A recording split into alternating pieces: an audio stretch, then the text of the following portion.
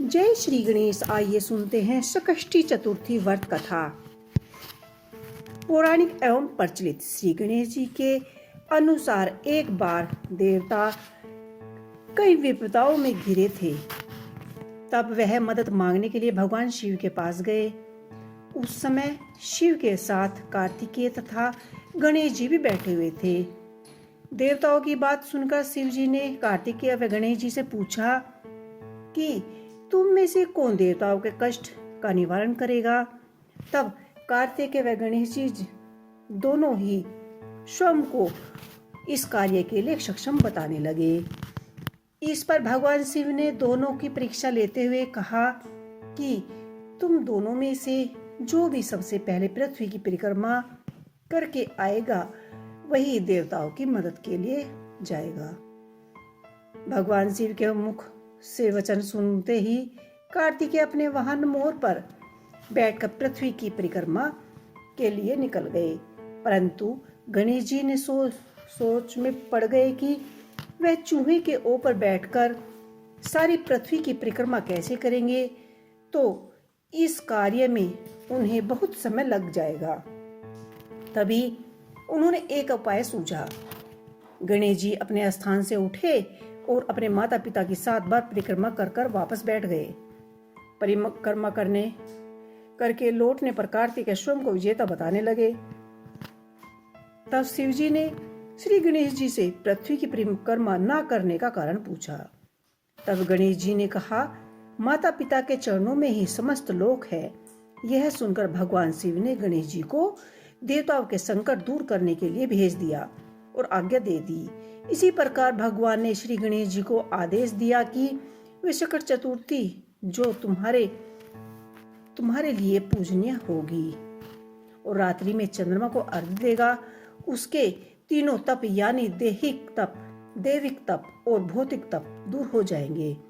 इसी व्रत को करने से व्रतधारी के सभी तरह के दुख दूर होंगे और उसे जीवन में भौतिक सुखों की प्राप्ति होगी।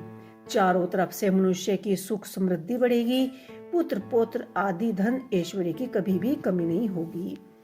आइए सुनते हैं ऐसी की एक और पौराणिक कथा। एक समय की बात है, राजा हरिश्चंद्र के राज्य में एक कुम्हार था। वह मिट्टी के बर्तन बनाया करता था, लेकिन वे कच्चे रह जाते थे। एक पुजारी की सलाह पर उसने इस समस्या को दूर करने के लिए एक छोटे बालक को मिट्टी के बर्तन के साथ आवे में डाल दिया। उस दिन संकष्टी चतुर्थी का दिन था। उस बच्चे की माँ अपने बेटे के लिए बहुत ही परेशान थी। उसने गणेश जी से बेटे की कुशलता की प्रार्थना की। दूसरे दिन जब कुम्हार ने सुबह उठकर देखा तो आवा के बर्तन तो पक गए थे, लेकिन बच्चे का बाल विवाह करना हुआ था। वह डर गया और राजा के दरबार में जाकर सारी घटना बताई। इसके बाद राजा ने उस बच्चे को उसकी माँ को बुलवाया और माँ ने सभी तरह के विधि विधानों को दूर करने वाली संकष्टी चतुर्थी का वर्णन किया। इस घटना के बाद से महिलाएं संतान और परिवार के सौभाग्य के लिए संकष्टी चतुर्थी का व्रत करने लगी। आइए सुनते हैं ऐसी ही और एक तीसरी कथा। एक समय की बात है कि विष्णु भगवान जी का विवाह लक्ष्मी जी के साथ निश्चय हुआ था। विवाह की तैयारी होने लगी। सभी देवताओं को निमंत्रण भेजा गया, परंतु गणेश जी को निमंत्रण नहीं दिया गया। गणेश जी को भी निमंत्रण नहीं भेजा गया। अब भगवान विष्णु की बारात जाने का समय आ गया था। सभी देवता अपनी पत्नियों के साथ विवाह में समारोह में सम्मिलित हुए। उन सब ने देखा कि गणेश जी कहीं नहीं दिखाई दे रहे हैं। तब वे आपस में चर्चा करने लगे, क्या गणेश जी को नहीं नोता गया या स्वयं गणेश जी नहीं आए। सभी को इस बात पर आश्चर्य होने लगा। तभी सब ने विचार किया और विष्णु भगवान जी से इसका कारण पूछा। विष्णु भगवान जी से पूछने पर उन्होंने कहा कि हमने गणेश जी के पिताजी भोलेनाथ महादेव को न्योता भेजा है।